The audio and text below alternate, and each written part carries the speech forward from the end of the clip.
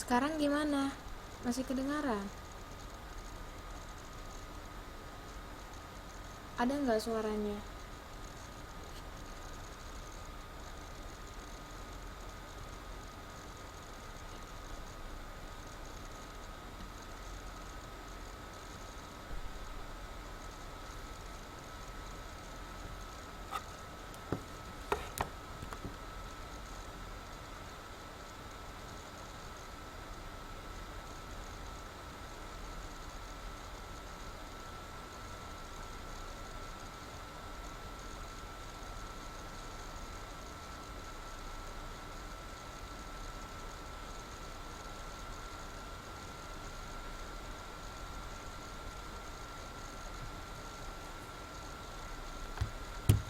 Oke, kita lanjut ya.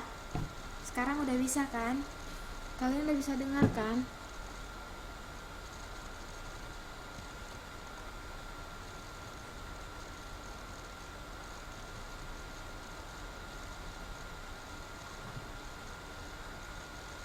Oke. Nah, kita lanjut ya.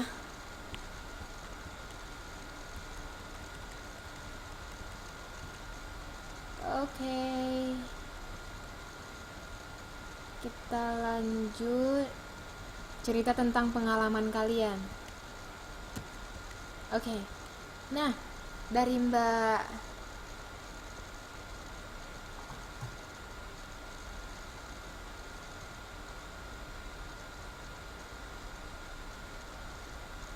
Oke, dari Mbak Rasa, katanya waktu saya lulus SD, saya dipaksa nikah sama saudara sendiri.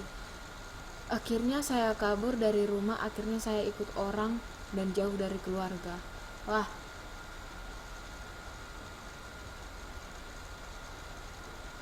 ini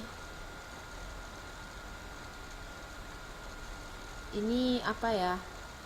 Tunggu, dari Mbak Rasa tadi waktu lulus SD dipaksa nikah sama saudara sendiri, akhirnya kabur dari rumah. Kabur dari rumah. Oke. Yang kedua dari Mbak Tia, katanya waktu kecil pernah nggak naik kelas karena dianggap masih terlalu kecil. Haha, pasti ini jadi lucu ya. Pasti ini jadi membuat Mbak Tia jadi orang yang berpikir jangan menilai seseorang dari ya mudanya dia atau enggak, ya kan. Kalau Mbak Rofi katanya cinta monyet. Oke, Mbak Win, pernah nelen biji asemis. Pasti sekarang jadi trauma kan. Pasti sekarang kalau misalnya melihat biji asem ketawa-ketawa kan.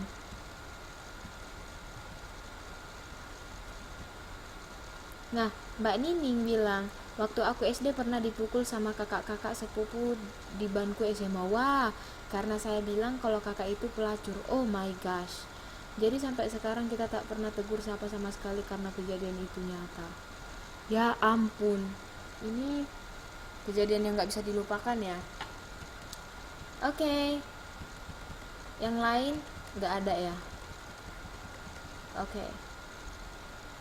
Mbak Lia cerita tentang pengalaman yang gak bisa dilupakan seumur hidup, yang sampai sekarang belum bisa dilupain.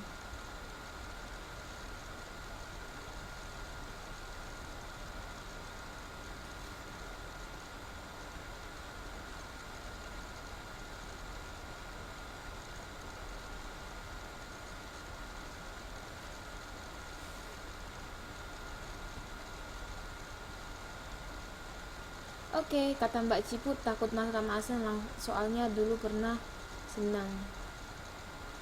Iya kan? Jadi itu jadi trauma kan? Nah, itu jadi membentuk kepribadian. Nah,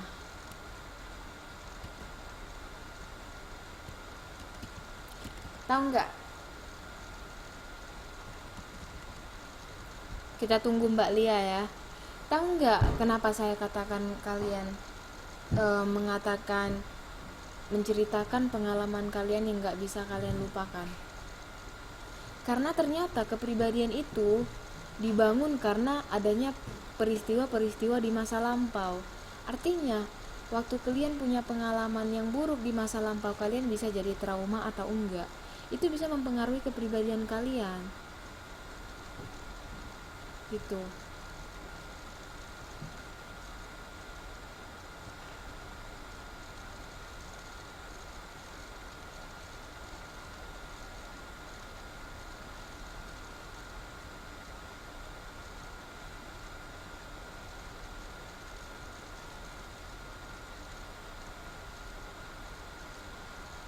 Jadi kalian setuju kan kalau misalnya pengalaman unik itu mempengaruhi kepribadian kalian? Ya enggak. Ada orang yang karena pengalamannya dulu, benar kan? Jadi Mbak Tia bilang membuat saya bisa tunjukin bahwa kecil bukan jadi halangan. Itu buat motivasi saya. Nah, itu membuat jadi motivasi. Ada tadi yang berantem waktu sama senior, mungkin sekarang sudah sadar kalau misalnya itu salah. Itu jadi proses-proses itu menjadi membangun kita untuk menjadi pribadi yang lebih baik lagi, ya kan? Mungkin bisa jadi buruk, bisa jadi baik. Pokoknya masa lalu kita itu memberikan pengalaman, pokoknya itu menjadi pengalaman yang terbaik lah, gitu. Jadi setuju kan kalau misalnya pengalaman kita di masa lampau membentuk kepribadian kita yang sekarang? Benar nggak?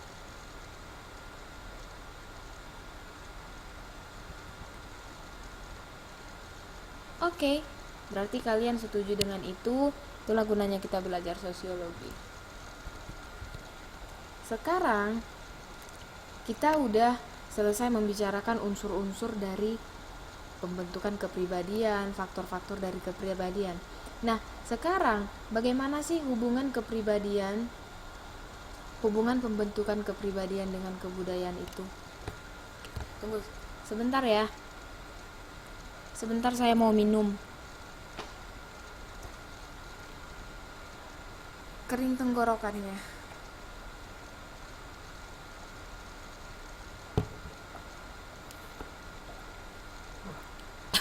Oke.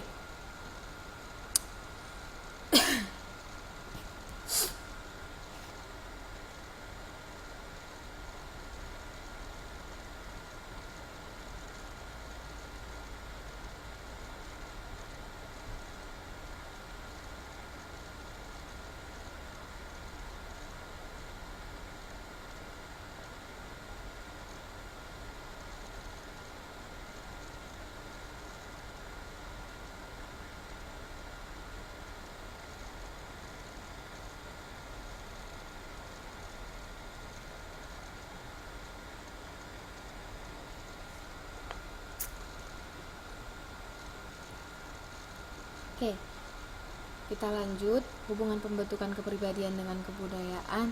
Kalian sudah belajar kan tentang kebudayaan, tentang apa itu kebudayaan, apa itu kebiasaan, yang hal yang dilakukan dulu. Nah, ternyata kebiasaan-kebiasaan ataupun kebudayaan yang kita kerjakan itu jadi membentuk kepribadian kita, gitu. Nah, masyarakat punya kebudayaan. Masyarakat bersama-sama dengan kebudayaan akan membentuk kepribadian. Di mana masyarakat ini kan terdiri dari kelompok-kelompok manusia. Nah, kelompok-kelompok manusia itu terdiri dari individu. Nah, perilaku individu ini diturunkan atau dari masyarakat atau kebudayaan. Jadi, perilaku individu sama masyarakat ini terbentuklah kepribadian mereka. Oke, kita lihat pengalaman, masih pengalaman ya. Oke, pengalaman kita baca ya, dari Mbak Wiwin nih. Saya suka naik sepeda Miss pas waktu umur 10 tahun, balapan sepeda dan sepeda yang saya naikin tidak ada rem, nabrak pohon jambu, tiba-tiba darah mengalir dari jari tangan, baru sadar kalau selah jari robek, tapi nggak kapok setelahnya, malah pingin balapan sepeda lagi. Nah, itu membentuk kamu menjadi seorang yang berani, ya nggak Mbak Wiwin? Kalau misalnya Mbak Wiwin itu nggak punya pengalaman seperti itu, Mbak Wiwin nggak akan tahu kalau misalnya Mbak akan termotivasi lagi untuk menjadi balapan sepeda. Tapi kalau misalnya Mbak Wiwin jadi trauma, itu membentuk kepribadian Mbak menjadi orang yang takut, iya kan? Jadi sama aja, itu akan membentuk kepribadian kita kita karena pengalaman itu punya efek dalam hidup kita.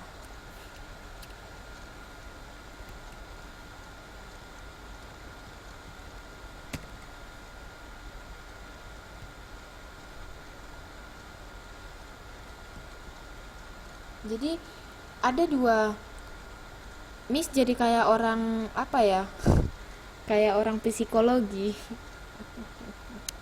kayak ahli jiwa. Jadi itulah kira-kira tentang pembentukan kepribadian. Oke, kita lanjut ya. Oke, dari Mbak Lia nih. Pernah Miss, dulu waktu ponakan saya umur 1 tahun. Sebentar.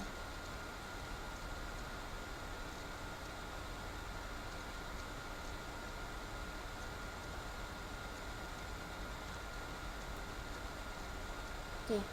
Pernah Miss, dulu waktu ponakan saya umur 1 tahun kejebur ke sungai gara-gara ikutan narik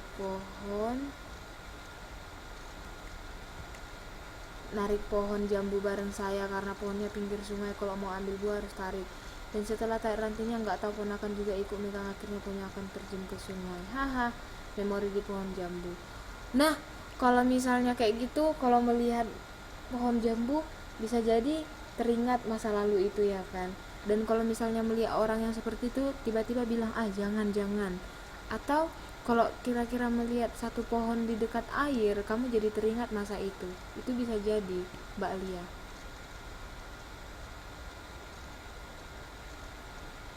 Nah, itu membuat jadi Mbak Lia takut ya kan. Jadi ada satu alasan yang membuat kita takut sama satu hal, itu karena pengalaman di masa lampau. Nah, itu membentuk kepribadian kita yang sekarang. Tapi Mbak Lia kan masih bisa membentuk kepribadiannya lagi berdasarkan pengalaman. Oh, ternyata kalau misalnya tiba-tiba Mbak Lia mencoba lagi kayak Mbak Wiwin tadi dan akhirnya berhasil, malah jadi hobi naik sepeda, itu malah lebih bagus, berarti termotivasi, berarti tidak rasa penakut. Tapi setiap pribadi itu, masing-masing pribadi punya hal yang berbeda ya, itu nggak bisa kita samakan. Tapi itulah kepribadian Mbak Lia, mungkin ya itulah hasil dari pengalaman. Tapi waktu Mbak Lia nanti mencoba lagi dan ternyata nggak kenapa-kenapa kok gitu kan, pasti Mbak Lia juga nanti nggak jadi takut lagi. Makanya ada pepatah katakan, dari mana kita tahu kalau misalnya kita nggak coba ya kan. Untuk hal yang baik kita nggak apa-apa coba.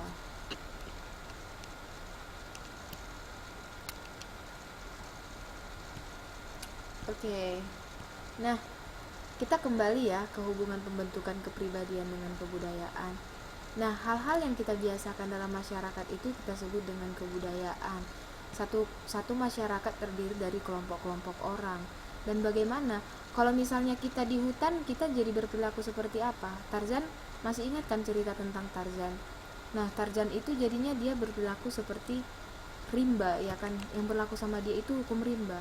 Tapi selama ini karena kita adanya di masyarakat dengan kebudayaan mungkin Jawa, atau ada yang gini, kalau misalnya kalian punya kebudayaan orang Batak, orang Jawa, pasti kebudayaan itu mempengaruhi kepribadian kalian. Contohnya orang Batak itu bicaranya keras, orang Jawa itu lembut, orang Sunda itu normal. Nah, itu dia yang dikatakan hubungan pembentukan kepribadian dengan kebudayaan.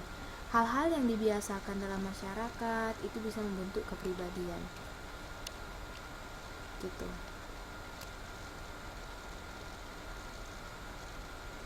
Nah, kalau misalnya budaya orang Batak itu kan menjadi karakter orang Batak gitu kan, itu karakter secara umum ya, secara general gitu. Jadi hal-hal yang dipelajari dalam kebudayaan sosial, maksudnya kehidupan sosial di masyarakat, itu diwariskan dari generasi ke generasi lain. Kita udah sepakat ya kan, kita udah sepakat hal itu. Nah, begitu juga halnya dengan kebudayaan. kebudayaan itu selalu digunakan sebagai pedoman hidup. Jadi itulah cara orang, misalnya kenapa dia dijadikan pedoman hidup, karena dia sebagai sarana bagaimana kita hidup di dalam masyarakat. Kalau misalnya kita nggak hidup sesuai dengan apa yang masyarakat itu bilang, itu artinya kita melanggar norma. Contohnya masyarakat suka hal-hal yang baik, hidup teratur, maksudnya kita tidak membuat keributan, tidak melanggar norma-norma yang dibuat di masyarakat lah, atau hidup sesuai dengan budaya itu. Nah, kita tidak akan merasa asing. Tapi kalau kita mengikuti pola hidup masyarakat tersebut, itu akan membentuk kepribadian kita yang seperti apa, gitu. Jadi generasi itu menerima warisan kebudayaan dari tetuanya, gitu, dan itu membentuk kepribadian generasi yang baru. Jadi pembentukan kepribadian seseorang itu, kebudayaan itu komponen yang paling menentukan, gitu. Nah, itu dia tentang hubungan kebudayaan dengan pembentukan kepribadian.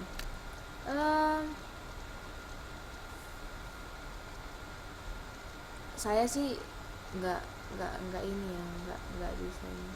Contohnya di sini ada suku Jawa bicara katanya lemah lembut, Batak itu berbicara dengan keras, suku Sunda nada biasa aja.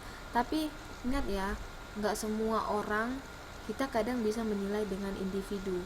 Makanya tadi kan dibilang unsur-unsur kepribadian ada perasaan, gitu. Jadi kalau misalnya kita menilai dengan perasaan, oke, kita menilainya dengan subjektif. Tapi kita juga kembali ke awal, kalau kita menilai seseorang itu harus objektif juga, bahwa nggak semua suku Jawa itu bicaranya lembut, nggak semua suku Batak bicaranya keras, dan nggak semua juga suku Sunda bicaranya biasa aja. Itu tergantung. Jadi yang membentuk kepribadian itu nggak hanya satu faktor aja ya, nggak hanya satu faktor, tapi banyak faktor, gitu. Iya benar, apa kata Mbak Sari, tergantung orangnya. Tapi secara umum biasanya memang benar bahwa orang Jawa itu bicaranya lemah lembut, Batak itu suaranya keras, dan suku Sunda itu biasa aja. Itu secara umum kita bilang mereka seperti itu karena kebanyakan dari mereka seperti itu. Tapi kan ada satu-satu dari orang Jawa yang bicaranya kasar, keras, ada orang Batak yang bicaranya lemah lembut satu-satu gitu.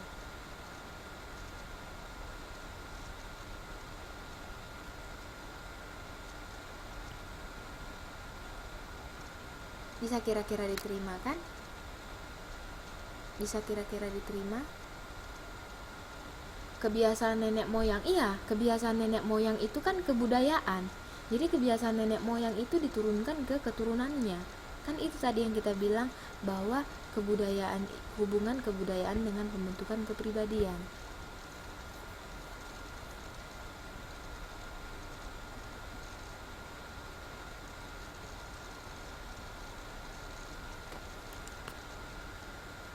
Oke, nggak apa-apa.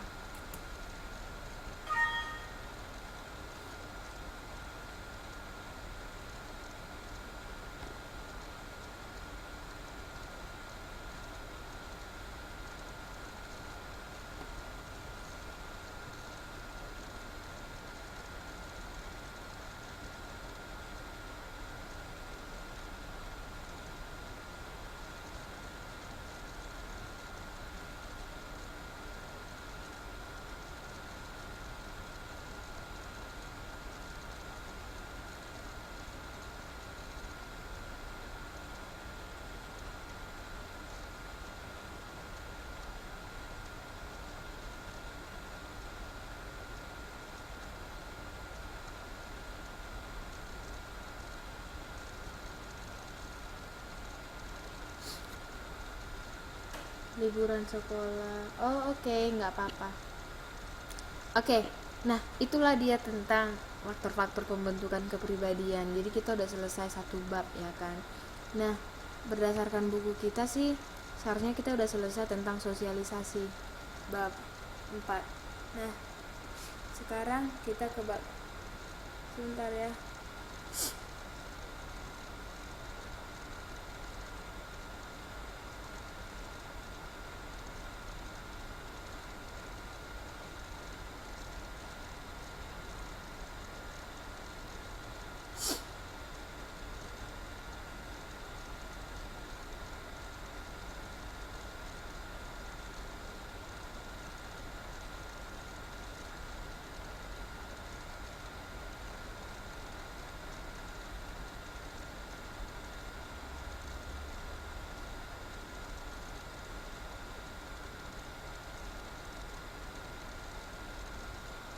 Yang kelima, di dalam bab 5 ini kita akan belajar tentang perilaku menyimpang dalam masyarakat.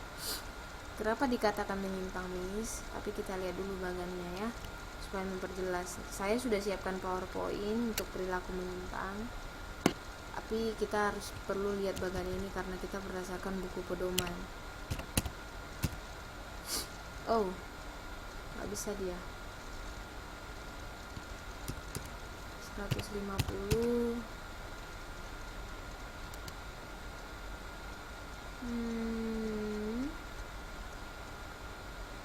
Bentar ya. Oke. Di sini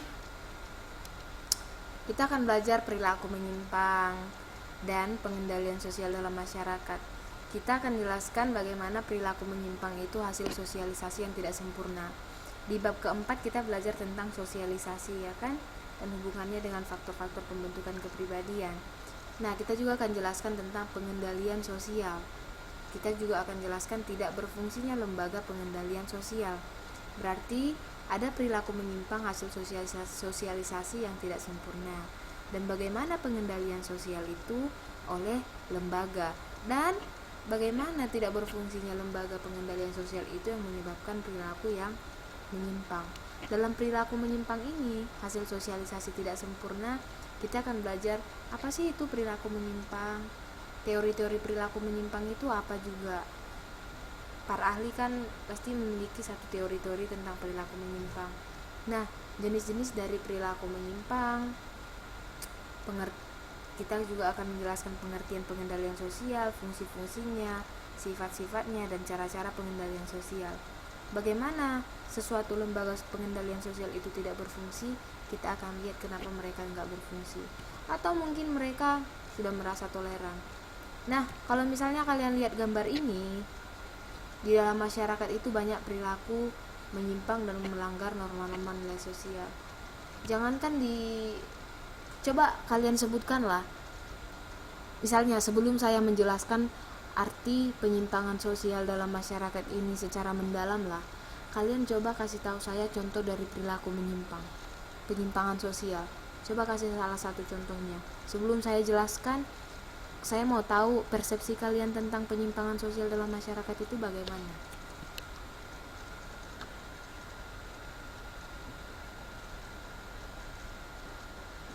Coba kasih salah satu contoh. Mencuri, tawuran, benar sekali Mbak Rofi.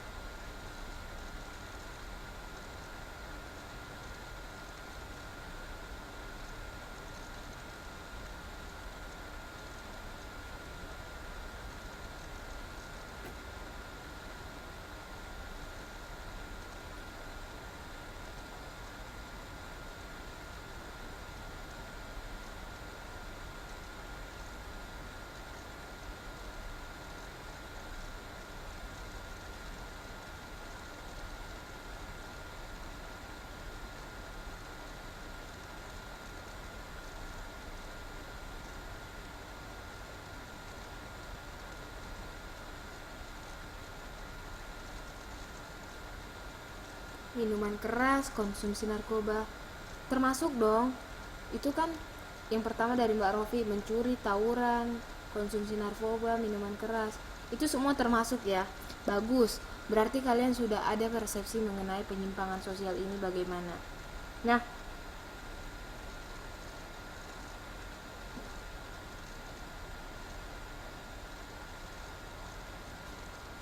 minuman keras mengganggu ketenangan orang lain. Oke.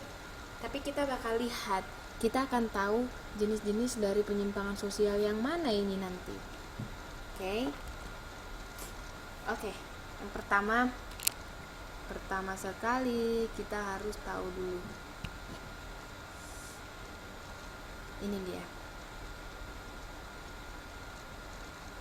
Pengertian dari penyimpangan. Kalian kan sudah ngasih contoh-contoh penyimpangan sosial. Iya kan? Iya, gambarnya anak pang. Karena biasanya image anak pang itu gimana ya di mata masyarakat? Kalau orang-orang melihat anak pang gitu kan, pasti gimana gitu melihatnya.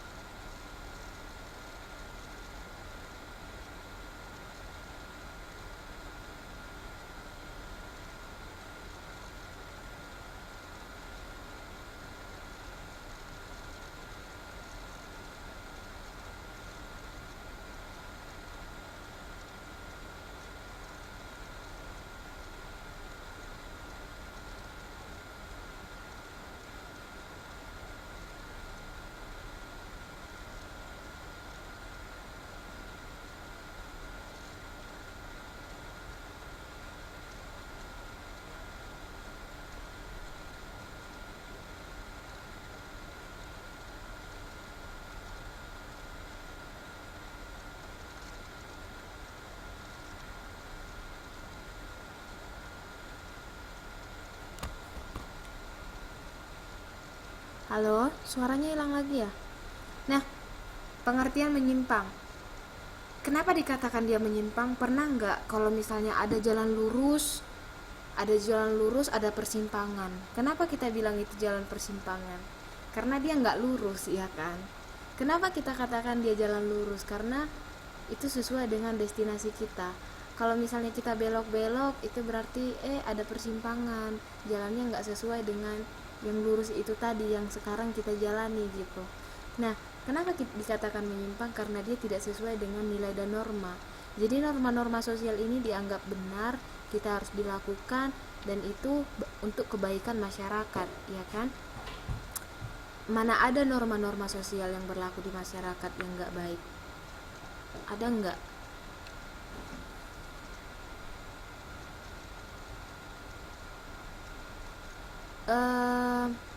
Biasanya sih norma sosial yang berlaku dalam masyarakat itu baik, karena biasanya kan norma-norma yang dibuat itu kan berdasarkan kesepakatan masyarakat.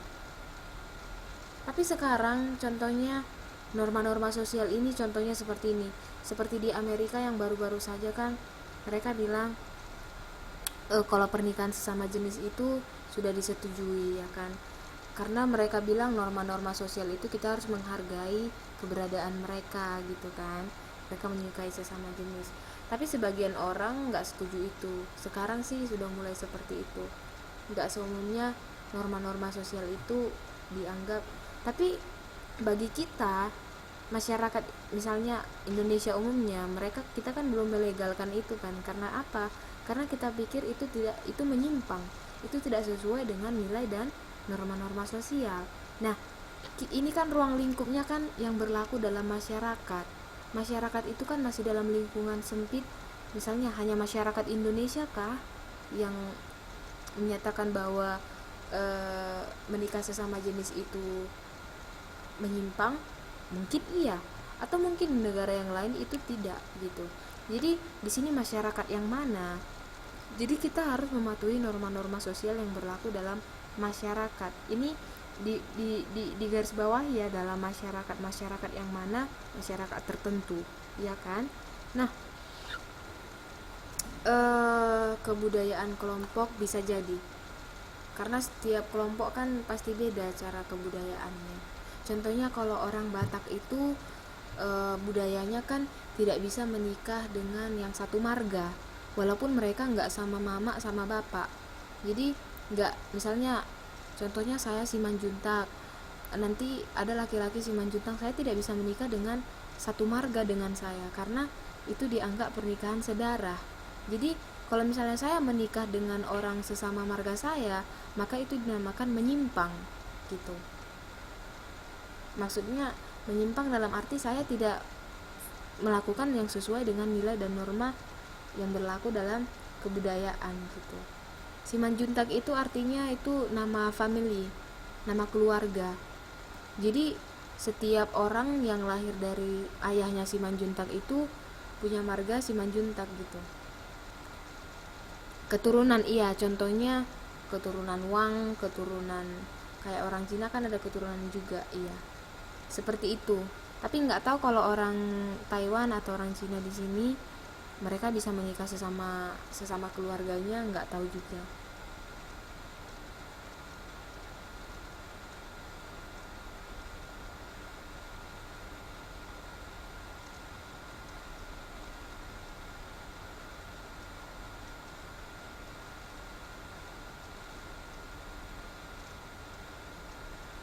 Masih putus-putus suaranya.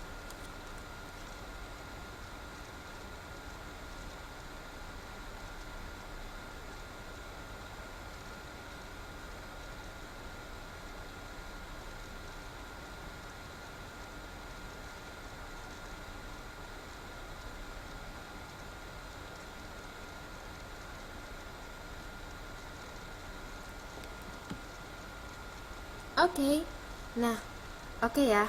Kalian bisa berterima kan dengan apa? Dengan pengertian penyimpangan yang saya maksud di sini. Oke.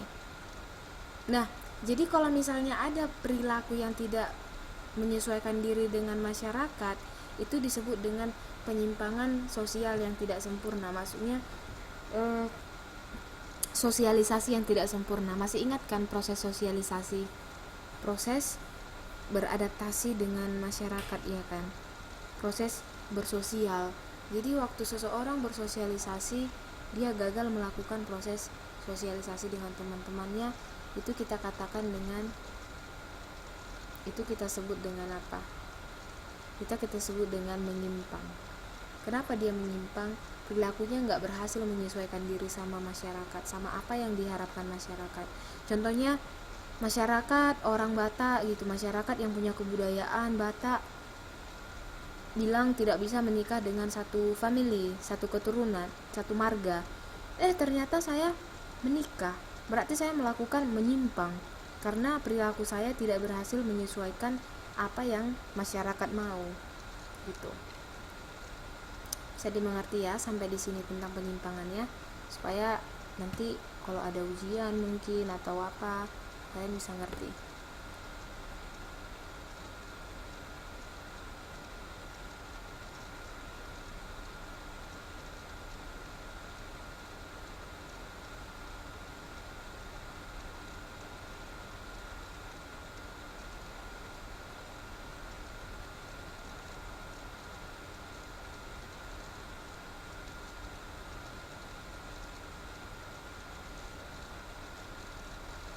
Nah, pengertian penyimpangan sosial ini kita lanjut kalau sudah mengerti.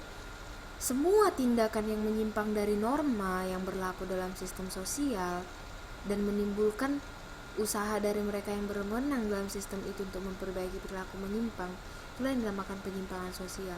Jadi tindakan kita yang tidak sesuai dengan yang diharapkan masyarakat dan kita membuat orang yang berwenang itu memperbaiki perilaku kita menyimpang itu dinamakan penyimpangan sosial.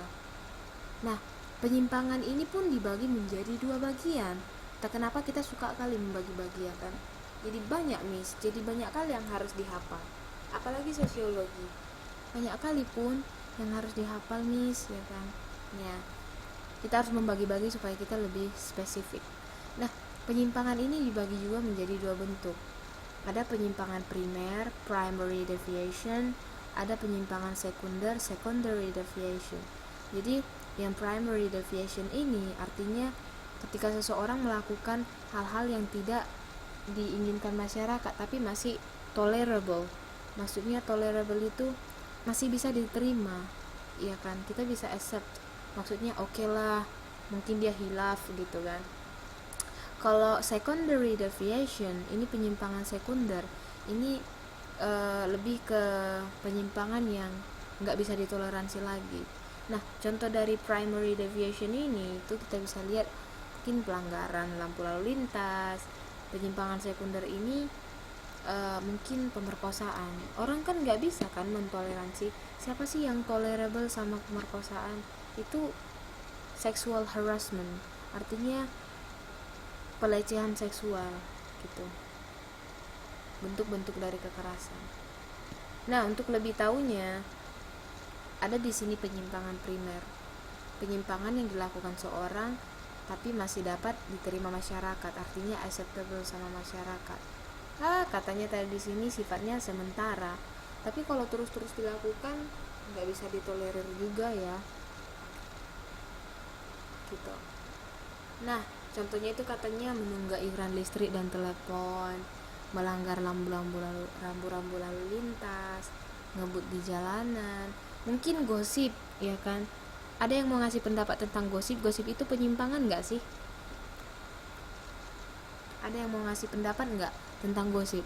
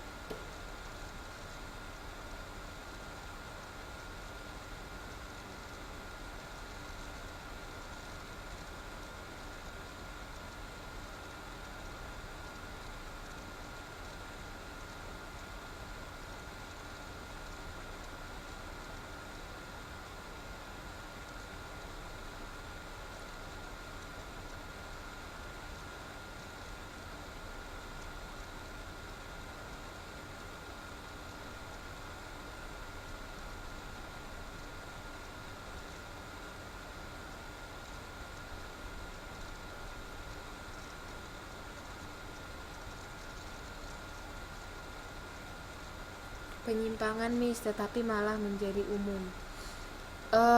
Berarti dia penyimpangan yang masih bisa ditoleransi. Kalau misalnya gosip itu, kalau menurut pendapat saya ya, sebenarnya gosip itu apa ya? Apa namanya? Gosip itu nggak baik ya. Itu salah satu contoh dari penyimpangan juga. Tapi penyimpangan yang masih dia primary deviation, karena dia masih bisa ditoleransi kalau menurut saya.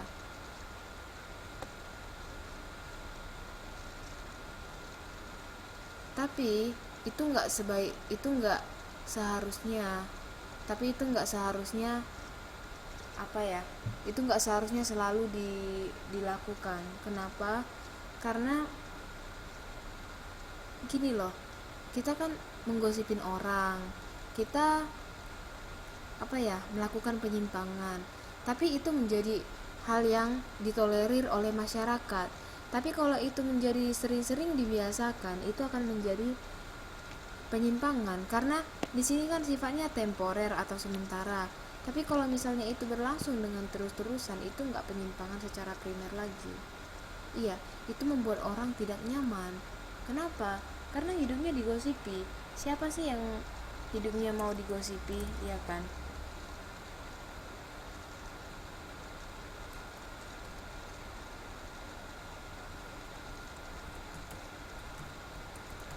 Gitu.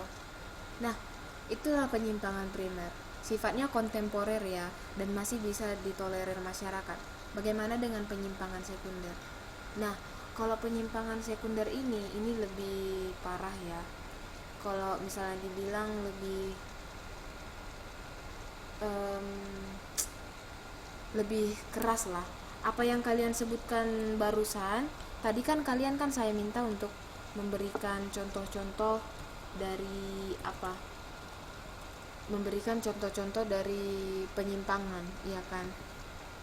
penyimpangan sosial. Nah, penyimpangan yang kalian berikan itu penyimpangan sekunder, penyimpangan yang dimana waktu perbuatan itu dilakukan gitu kan, orang langsung bilang oh dia itu jahat, dan penyimpangan ini biasanya nggak bisa ditolerir masyarakat.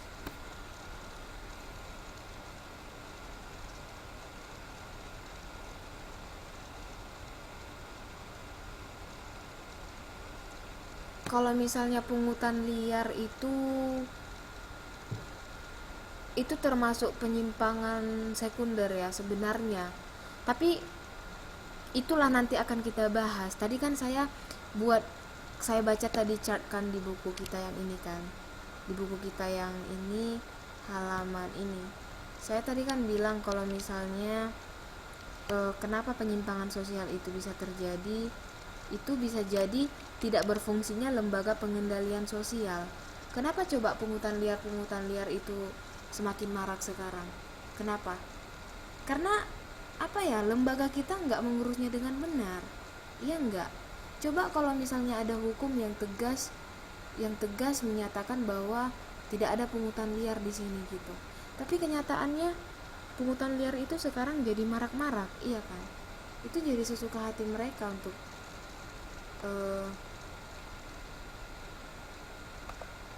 membuat pungutan liar. Itu tidak berfungsinya lembaga yang mengaturnya gitu. Kira-kira bisa nggak itu diterima?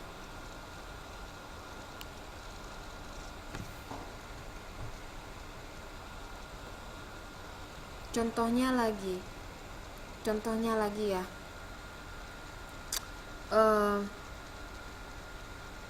apa contoh yang saya bilangnya? Tadi saya mau bilang satu contoh tapi saya lupa.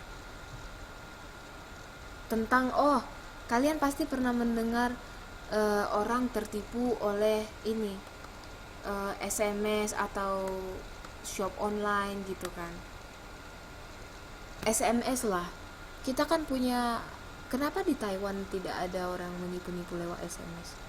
Karena mereka dengan ketat, kita kan harus pakai paspor untuk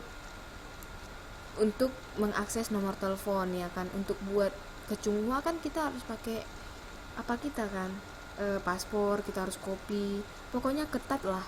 Tapi kenapa di Indonesia sering terjadi marak-marak seperti itu? Kenapa? Karena kita kalau misalnya beli kartu itu sembarangan, dan itu tidak ada hukum yang sebenarnya kalau penipuannya tertangkap bisa ditangkap, tapi nggak berfungsi lembaga itu dengan maksimal. Tapi sebenarnya itu penyimpangan sekunder ya, itu nggak bisa ditolerir masyarakat karena sangat merugikan masyarakat gitu.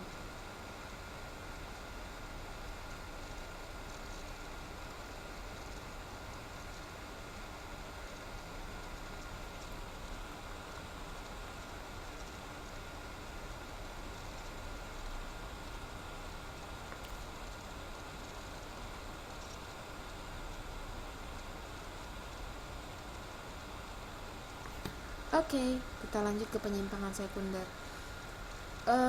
Penyimpangan sekunder ini pemabuk itu kalau misalnya dia merugikan orang lain gitu, dia juga menggunakan obat-obatan terlarang, itu pemerkosaan juga, pelacuran itu gimana itu penyimpangan nggak? Walaupun mungkin orang lain nggak dirugikannya, tapi pemerkosaan itu tetap penyimpangan sekunder ya, karena gimana pun pelacuran maksudnya, salah, maaf, saya bukan bilang pemerkosaan tapi pelacuran. Itu memang hak dari setiap orang melakukan pelacuran, tapi ada orang juga yang dirugikan, contohnya istri dari yang datang ke sana ya kan. Pungli itu pungutan liar.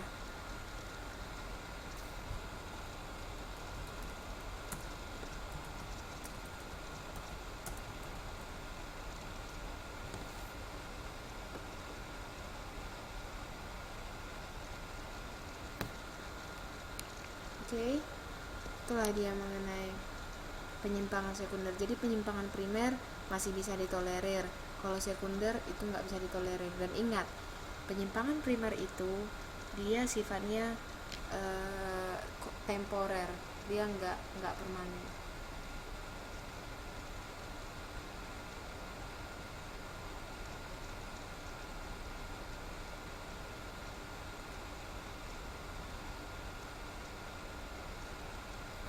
Kita lanjut.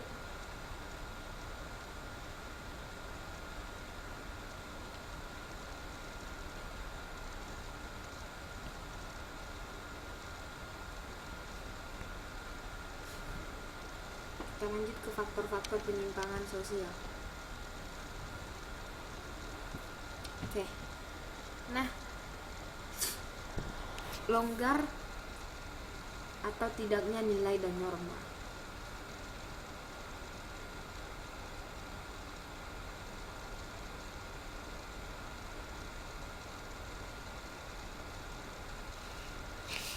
Ada sosialisasi tidak sempurna, ada sosialisasi subkebudayaan yang menyimpang.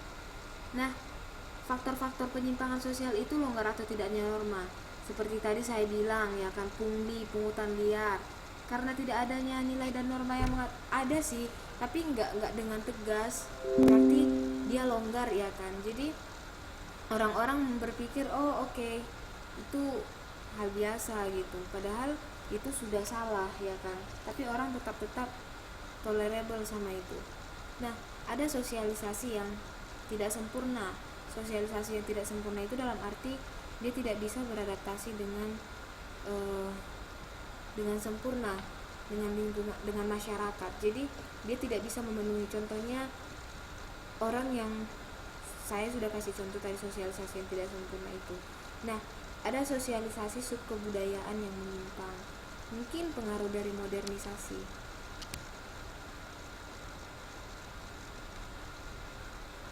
Penyebab perilaku menyimpang. Saya mau tanya ya, dengan jujur dari kalian. Kira-kira perilaku menyimpang apa yang pernah kalian lakukan semasa masa muda kalian? Perilaku menyimpang apa yang pernah kalian lakukan?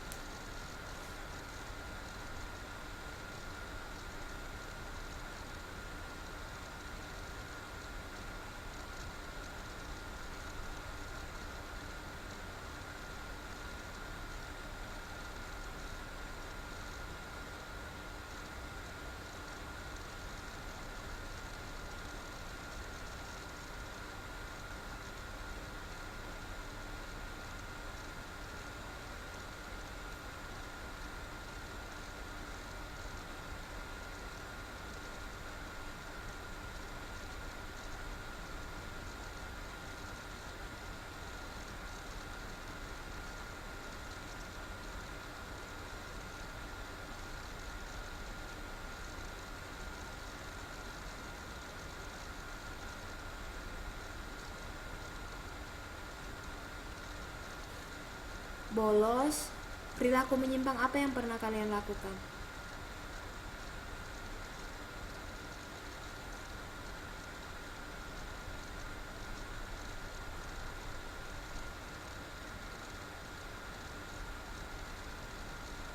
Oke, balapan di jalan raya.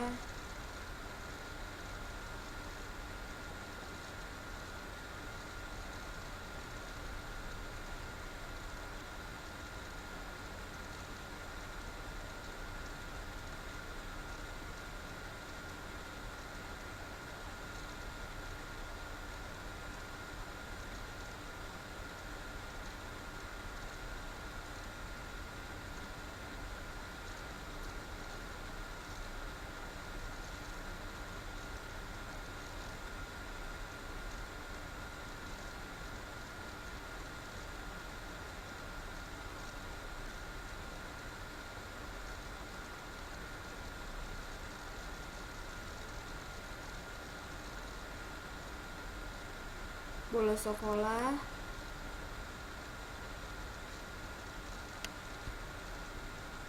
Bolos. Datang terlambat, balapan di jalan raya, nggak punya SIM, nekat naik motor di jalan raya, bolos sekolah, terus main ke rumah temen, pulang sampai sore nggak bilang orang rumah, miss. Wow, oke. Nah, kalian pasti sudah menerima konsekuensi dari penyebab perilaku kalian yang menyimpang itu kan. Kalian pasti sudah menerima konsekuensinya dan kalian sadar ya kan. Itulah yang membentuk kepribadian kalian juga. Tapi di sini kita nggak mau membahas tentang itu. Kita mau membahas berbohong Miss, pemalsuan dokumen untuk bekerja ke luar negeri, dapat teguran Miss. Oke, saya hargai apa yang kalian bilang.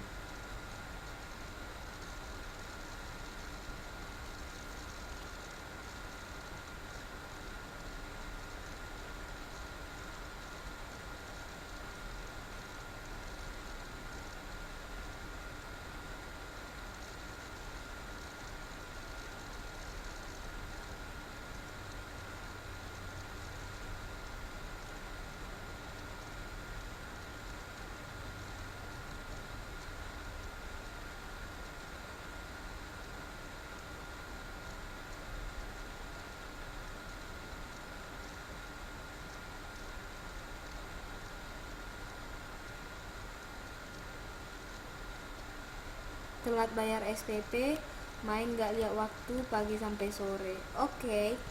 Tapi kalian pernah nggak mendapatkan konsekuensi dari perbuatan kalian?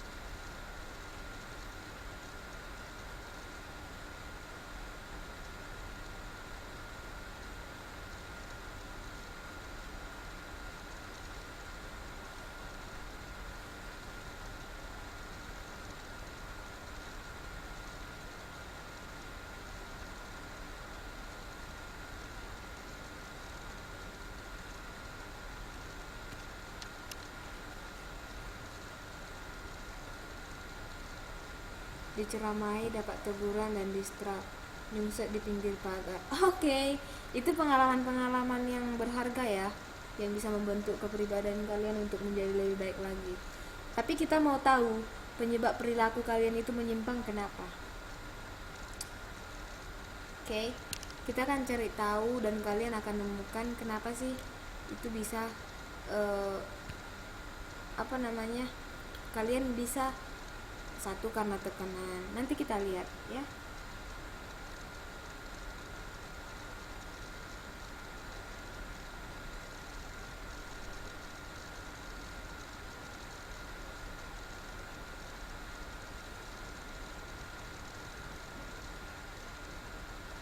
Yang pertama itu katanya dari segi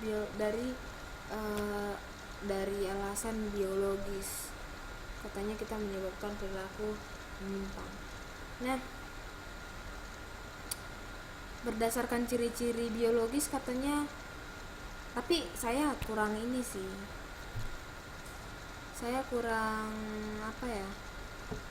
kurang percaya sama ciri-ciri fisik ini. Contohnya kayak bentuk muka, dua alis nyambung jadi satu, itu kan gak jadi satu patokan ya penyebab orang perilaku menyimpang. Tapi ada yang bilang seperti itu.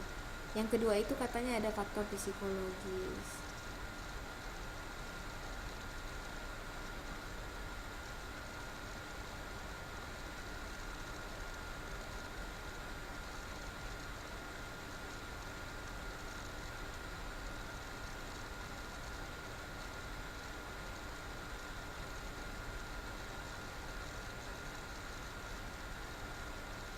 Faktor dari psikologis itu kenapa, Miss? Gini, jadi waktu kita menjelaskan kan tentang penyimpangan, ada sebenarnya itu tentang kepribadian yang retak atau kepribadian yang memiliki cenderungan untuk melakukan penyimpangan. Mungkin lebih banyak orang melakukan penyimpangan itu karena psikologis, makanya kita bilang dia hilaf. Contohnya seperti kalian, sebenarnya kalian nggak maksud kan untuk bolos. Kalian tahu kan sebenarnya bolos itu nggak baik. Kalian pasti tahu kan? Setuju dong kalau misalnya bolos itu nggak baik. Dulu kalian udah tahu kalau misalnya itu nggak baik. Setuju juga kan kalau misalnya naik SIM itu nggak baik. Kalian udah tahu kan sebenarnya. Kalian tahu kan kalau telat bayar SPP itu nggak baik juga.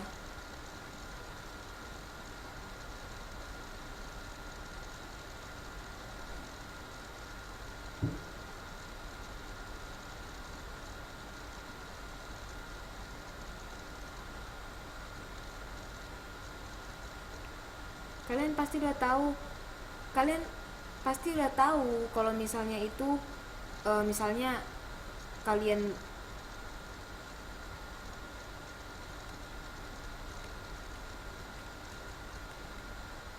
keadaan ekonomi dan sekolah jauh. Oke, itu nanti kita bahas. Nah, waktu kalian keadaan ekonomi kalian dan sekolah kalian jauh gitu kan, eh mungkin nggak ada ongkos atau gimana lah, kalian psikologis kalian jadi berpikir, aduh aku capek, aku juga seperti ini, jadi kalian udahlah, aku udahlah bolos sekolah aja lebih bagus. Itu psikologis, itu lebih ke psikologis. Nah, waktu kayak tadi ada yang menipu, katanya menipu berkas ke luar negeri, mungkin gini loh, eh, bagus ya sebenarnya kalau misalnya eh, kita tahu ya kan.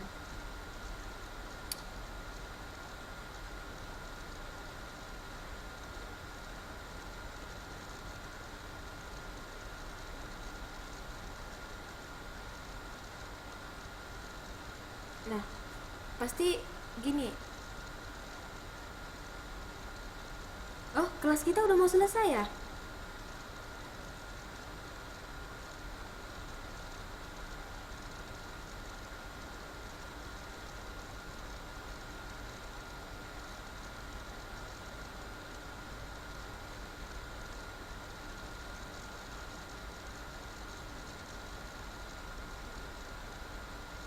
Kelas kita selesai sampai 11.40 karena kan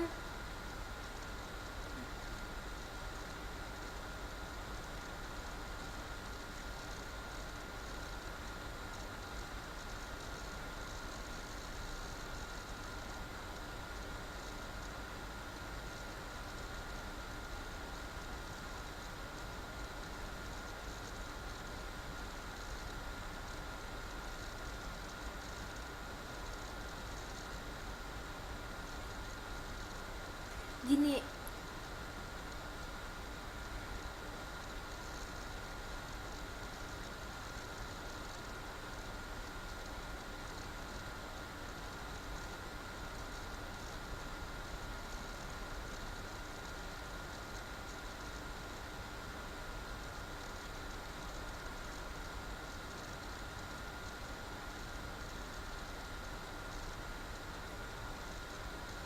Oke, oke, nggak apa-apa, nggak apa-apa. Kalau misalnya mau permisi juga nggak apa-apa Mbak Tia. Nanti kalau misalnya ada waktu datang lagi ya. Kami mau lanjut dulu tentang ini. Kalau misalnya seperti tadi ada Mbak yang bilang seperti ini. Eh, Misalnya tadi dia bilang, apa ada berkas ke luar negeri yang di apa mungkin di palsu lah gitu. Tapi saya ngerti kondisi psikologi dari Mbak itu. Kalau misalnya nggak usah kita sebut nama ya kan Mbak ya, yang penting tadi di chat dari baca, pasti dia pengen kali kerja ke luar negeri. Kenapa? Pasti ada hal yang pengen dia capai di luar negeri yang mungkin bisa membantu kehidupannya lebih baik lagi. Itu kita sebut dengan kondisi psikologis. Jadi kecenderungan dari orang melakukan penyebab perilaku menyimpang itu sebenarnya diantara yang dua, psikologis sama sosiologis. Jadi kalau sosiologis ini kan dia menjelaskan terjadinya perilaku menyimpang, ya kan, sosialisasinya yang kurang tepat. Ini biasanya tentang orang yang melanggar kultur atau budaya gitu. Nah, kalau psikologisnya,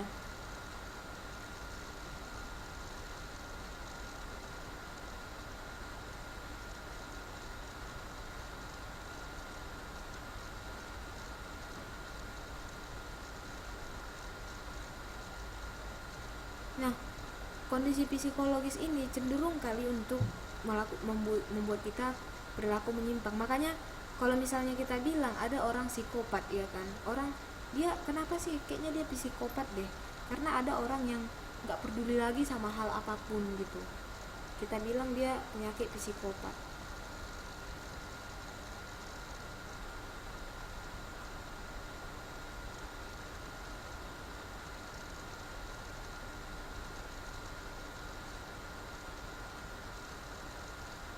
Nah, Itulah penyebab-penyebab dari perilaku menyimpang.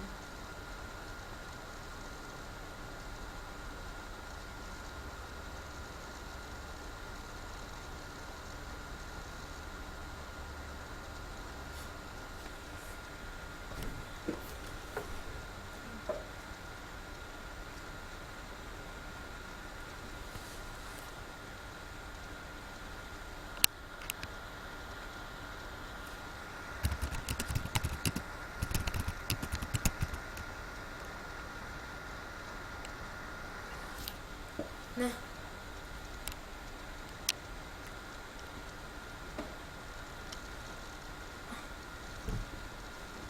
oke. Nah, penyebab perilaku menyimpang itu biologis, psikologis, dan sosiologis. Saya tekankan kebanyakan orang melakukan penyimpangan itu berdasarkan psikologis. Oke. Nah, jenis-jenis dari penyimpangan.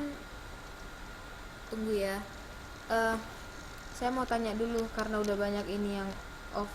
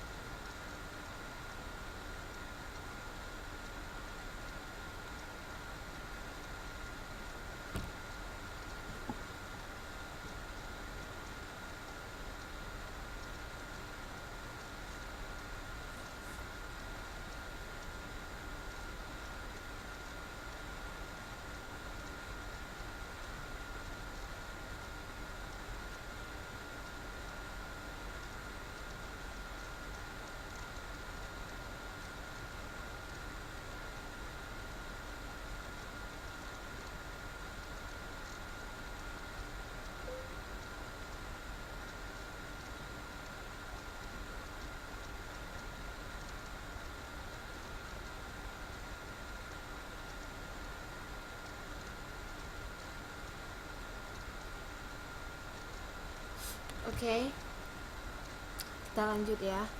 Nah, jenis-jenis penyimpangan ini kan ada dua. Jenis-jenis penyimpangan juga ada dua, ada penyimpangan individual, ada penyimpangan kolektif. Kalau tadi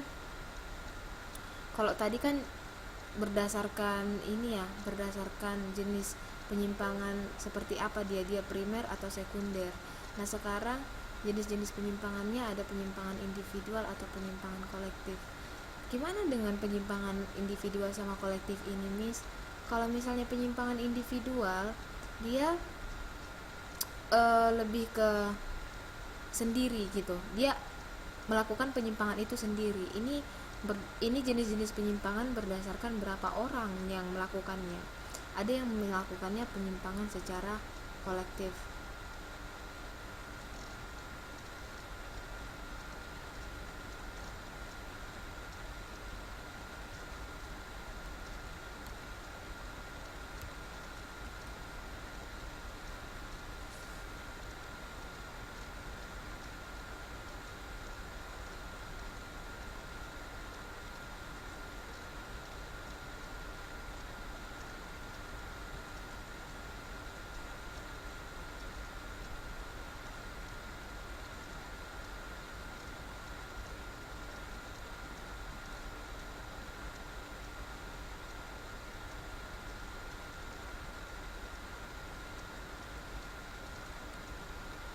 Oke, kategori tindak penyimpangan individual ini ada penyalahgunaan narkoba. Tapi penyalahgunaan narkoba juga,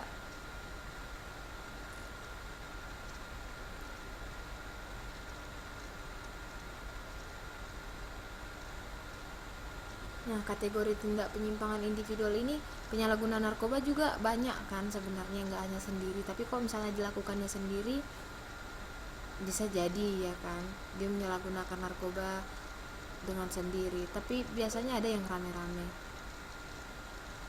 Yang kedua, proses sosialisasi yang tidak sempurna, itu juga pribadi. Yang ketiga ada pelacuran, ada penyimpangan seksual, ada tindak kejahatan atau kriminal, dan gaya hidup mungkin gaya hidupnya yang urak-urakan, orang lain tidak suka ya kan, itu juga kategori tindak penyimpangan. Jadi inilah jenis-jenis penyimpangan yang dilakukan secara individual, walaupun kadang ini bisa juga penyimpangan yang dilakukan secara kolektif. Contohnya penyalahgunaan narkoba ini mungkin bisa jadi, itu tergantung ya kan. Yang pertama, penyalahgunaan narkoba. Tadi kan kalian sudah sebutkan juga jenis dari penyimpangan sosial yang kalian sebutkan. Ada narkotika, dia menggunakan ganja, putau ya kan, akhirnya dia sakau. Nah, ada pakai psikotropika, ada ekstasi, magadon, amfetamin, ada yang alkoholisme. Kalau narkotika ini sebenarnya obat ya, obat penenang, dan itu dibutuhkan oleh manusia. Tapi ketika digunakan dengan dosis yang berlebihan, dia akan menjadi bahaya gitu.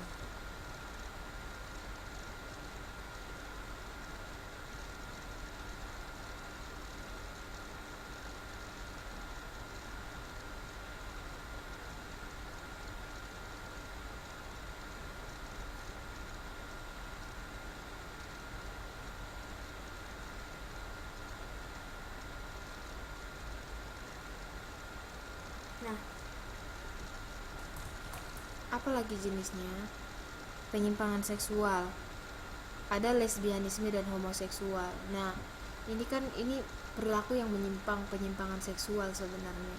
Walaupun sekarang ada negara yang sudah melegalkan lesbi sama homo bisa menikah ya kan. Nah, bagaimana dengan sodomi? Ketika seseorang itu melakukan sodomi,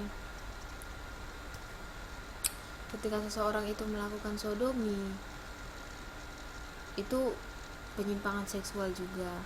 Ada transvestitisme, ada sadisme, ada pedofil yang dia menyetubuhi anak-anak, ada yang perzinahan, selingkuhan, kumpul kebo juga termasuk penyimpangan seksual. Oke. Nah, bagaimana dengan gaya hidup yang menyimpang? Bagaimana itu dengan gaya hidup? Sikapnya arogan gitu kan.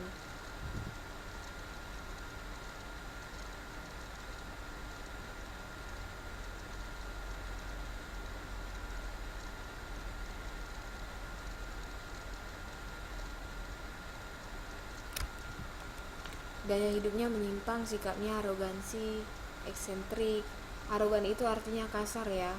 Kalau misalnya gaya hidupnya kasar seperti itu kan tidak mengganggu, itu kan mengganggu orang lain. Dan itu perilaku yang menyimpang. Itu tadi penyimpangan yang individual.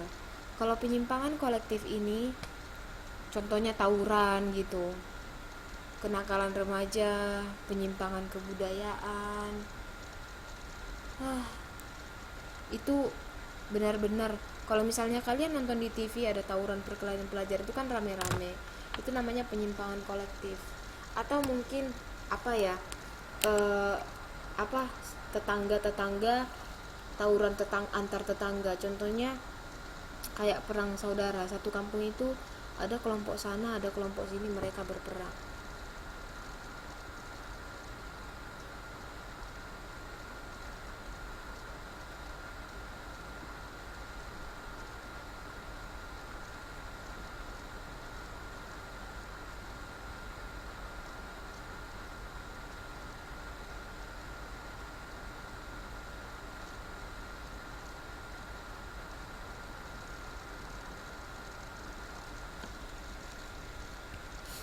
Oke.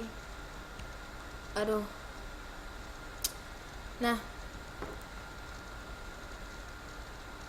sudahlah kita berbicara tentang penyimpangan sosial, jenis-jenisnya, ya kan? Apakah dampak-dampak penyimpangan sosial itu?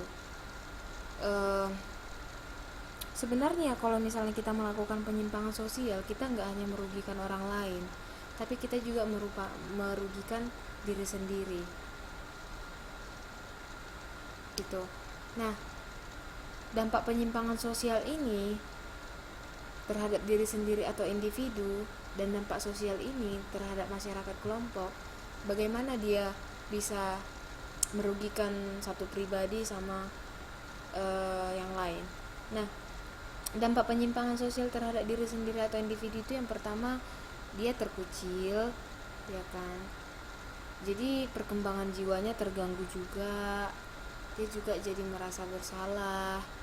Misalnya waktu dia melakukan pelecehan seksual, contohnya seorang ayah memerkosa anaknya, gitu kan? Dia jadi dikucilkan nggak di tengah keluarganya? Iya, akhirnya apa yang terjadi sama dirinya sendiri? Dia dikucilkan, dia menjadi penyendiri, gitu. Terganggunya perkembangan jiwanya, dia juga jadi merasa bersalah seumur hidupnya.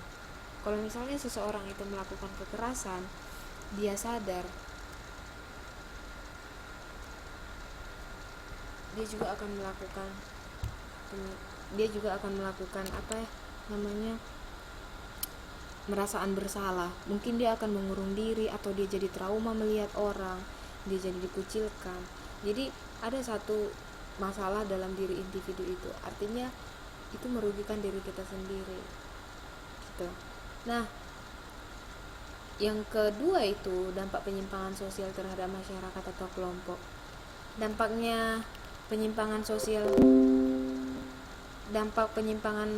terhadap masyarakat atau kelompok itu kan ada pada tindak kejahatan. Gini, kalau seseorang itu melakukan tindakan kekerasan, kadangkala hasil penularan seorang individu dari yang lain. Jadi dia melakukan kekerasan itu karena orang lain. Jadi tindak kejahatan itu muncul berkelompok dalam masyarakat. Jadi dia mengkompor-kompori orang lain. Maksudnya dia memanas-manasi satu orang untuk mengefek orang yang lain, gitu. Jadi keseimbangan sosial itu terganggu.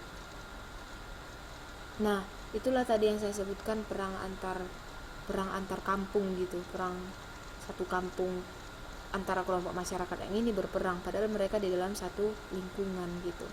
Nah, pudarnya nilai dan norma. Jadi nilai dan norma dalam masyarakat itu menjadi pudar juga.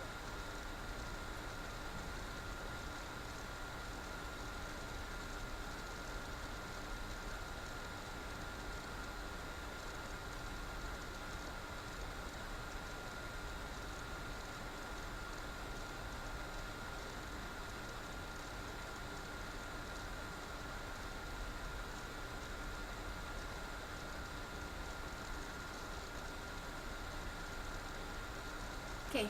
Nah, selanjutnya selain dari selain dari dampaknya di individual dan sosial, kita harus cari tahu juga bagaimana usaha mengantisipasi dan mengatasi penyimpangan sosial ini. Sebentar.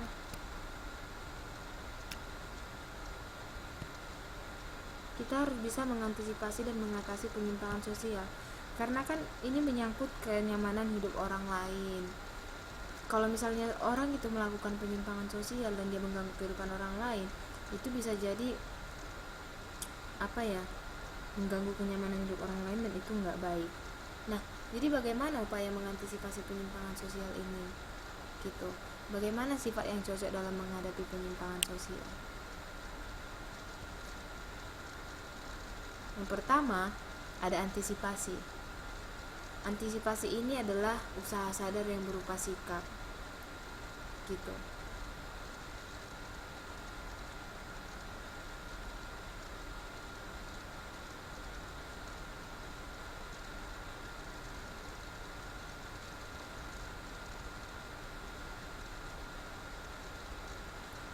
Jadi waktu kita mengantisipasi salah satu tindakan kriminal yang akan terjadi sama kita, kita juga menghindari orang lain untuk melakukannya.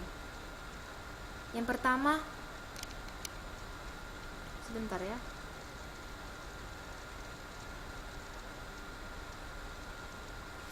Oke.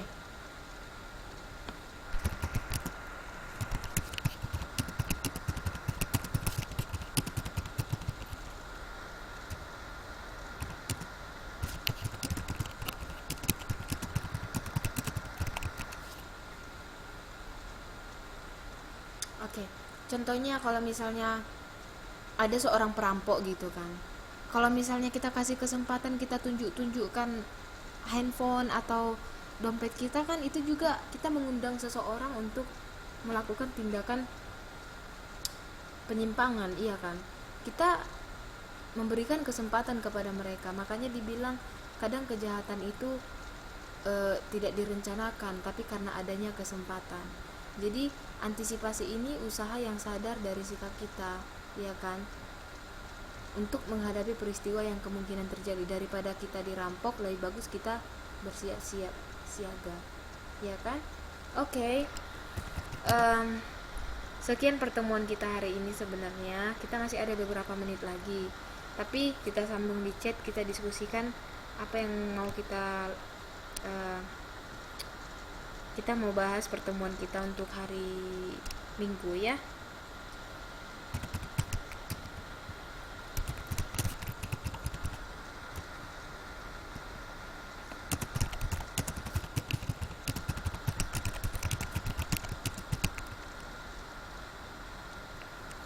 Oke.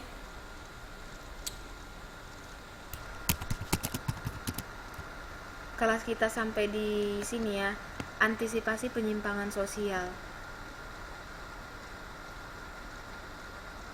Jadi untuk mbak-mbak yang yang bisa hadir untuk malam Minggu, saya harapkan bisa hadir, ya kan? Oke, makasih juga ya udah masuk kelas. Kalian harus semangat. Oke.